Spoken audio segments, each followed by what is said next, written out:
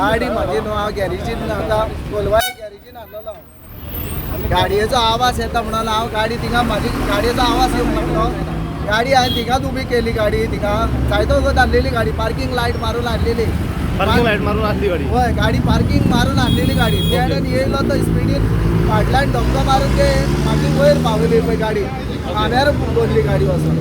तू कित्याक रावलेली हांगासर पार्किंग करून? आवाज येतालो गाडयेचो म्हाजो गाडी फुडेंच वचना आसलेली गॅरेजीन हाडलेली म्हाजी ब्रेक डाऊन जाल्ली गाडी.